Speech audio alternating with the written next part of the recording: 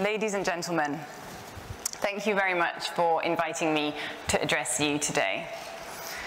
I am a human rights lawyer, and in my work, I often see that advocacy for human rights is a fight for the next generation. We can easily take for granted rights that we only enjoy because of the courage of those who came before us. I can only practice as a barrister because of the advocacy of women 100 years ago in this country who fought for the right to study and practice law on the same basis as men. A gay person can today marry the person they love only thanks to advocacy campaigns that began a generation ago. But progress is not inevitable. We can also move backwards. And when it comes to the right to a free press, we are seeing, according to Freedom House, the 13th consecutive year of decline across the globe. This decline in media freedom doesn't only mean that journalists have fewer rights. It means we all have. Because as James Madison, one of America's founding fathers, warned us more than 200 years ago, the right to a free press is the only effectual guardian of every other right. Yet today, journalists are under attack like never before. They are dying not only while covering wars, but because they are exposing crimes committed in war, exposing abuses of power committed in peacetime. In the last 18 months, over 100 journalists and media workers have been killed. India and Brazil, two of the world's largest democracies, have some of the highest murder rates. The vast majority of these murders go unpunished. And last year, when Amal, Washington Post columnist, was tortured to death and dismembered by Saudi Arabian officials in Istanbul, world leaders responded with little more than a collective shrug. Journalists are also being jailed in record numbers, with the highest rates reported in Turkey, China, Egypt, Saudi Arabia, and Iran. I am a witness in my legal practice to challenges faced by journalists. I've represented journalists targeted by their governments for reporting corruption and human rights abuse from Azerbaijan to the Maldives to Cairo, and my foundation's Trial Watch initiative monitors the prosecution of journalists all over the world. Over the past year, I have also spent hundreds of hours working on the defense of Reuters journalists Wallon and Chassaou, heroic young reporters imprisoned in Myanmar for violating the Official Secrets Act after they wrote an article about the execution of 10 Rohingya men by Myanmar security forces. The government's treatment of these journalists is so outrageous, it's actually hard to believe. The phone rings in the Reuters office one evening. The police asks the journalists to meet at a cafe. When they walk into the cafe, they're handed rolled up documents. When they walk out of the cafe, they're arrested for espionage. When they were in prison, the police didn't even bother to pretend they were interested in supposedly secret documents they were carrying. Instead, they were asked about the sources for that Rohingya report, and they offered to drop the charges if Reuters were to drop the story. When that offer was refused, they were put on trial. And then something extraordinary happened in the courtroom. A police officer called by the prosecution to testify against them confessed that the journalist's arrest was a setup. But the judges convicted them anyway, and they were sentenced to 7 years imprisonment. It took over a year to secure a pardon for the Reuters journalists, but on the 6th of May, they walked out of the prison gates to be reunited with their wives and baby daughters, one of whom, baby Angel, was born while her father was in prison. And 6 weeks ago, they went to New York because they were awarded the Pulitzer Prize for that Rohingya report.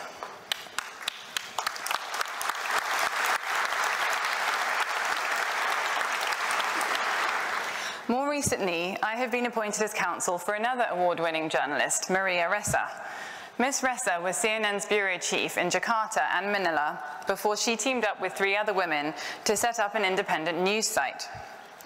Their site, Rappler.com, quickly became one of the leading online news portals in the Philippines, known for its hard-hitting stories about human rights abuses under the administration of President Rodrigo Duterte.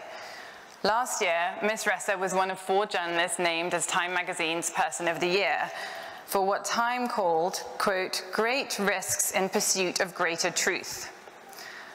The government's response has been to arrest her and initiate a series of civil and criminal cases that expose her to a maximum sentence of 63 years in prison. The Maria Ressa case in the Philippines, like the Reuters case in Myanmar, exposes a cruel irony that I see time and time again in my work. Journalists who expose abuses face arrest, while those who commit the abuses do so with impunity. Crimes allegedly committed by the authorities in Myanmar and the Philippines are currently being examined by the prosecutor of the International Criminal Court, yet so far it's only the reporters going to jail.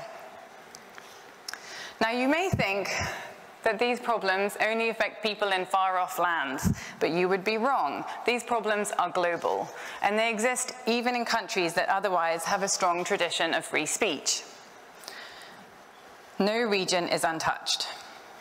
For instance, many people don't know that journalists have been murdered because they are journalists, even in Europe, in places like Malta and Slovakia. Australia's Parliament just launched an inquiry into press freedom after police raided Sydney headquarters of the ABC News channel, alleging that classified material was used in a report on killings by Australian forces in Afghanistan. In this country, 2 journalists were recently arrested for using a leaked ombudsman report in a documentary alleging police collusion in a murder in Northern Ireland during the Troubles. And the indictment against WikiLeaks founder Julian Assange has alarmed journalists at newspapers around the world, including the New York Times, the Washington Post, the Wall Street Journal, and the Guardian, because, as the editor of the Washington Post has put it, it, quote, criminalizes common practices in journalism that have long served the public interest. With many governments also insulting and threatening journalists and seeking to throttle media organizations through strict controls on ownership, licensing, and online activity, we have reached the point where there are few places in the world where journalists are not surveilled, harassed, disenfranchised, or subject to self-censorship.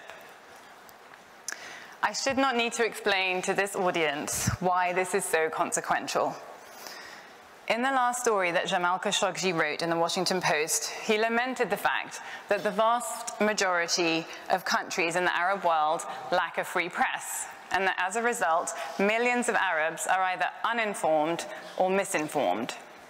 This is true in other parts of the world as well, meaning democracy cannot work, meaning progress is restrained or thwarted, and human rights abuse, any abuse, can occur in the dark. So it is clear that the challenges to media freedom are urgent, and they are global. But an international campaign like the one being launched today can only bring about positive change if governments are willing to pay more than lip service to the ideal of media freedom. All governments say they support press freedom. The right is even enshrined in North Korea's constitution. What matters is enforcement of that right, and enforcement depends on states.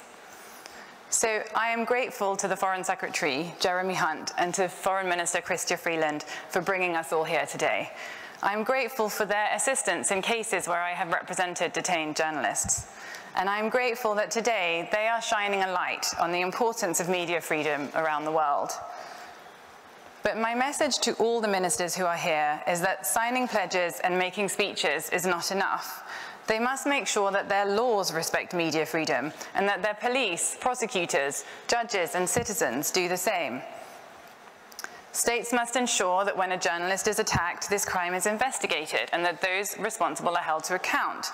States should ensure that when a journalist is detained, they have access to legal counsel and open monitoring of their trial.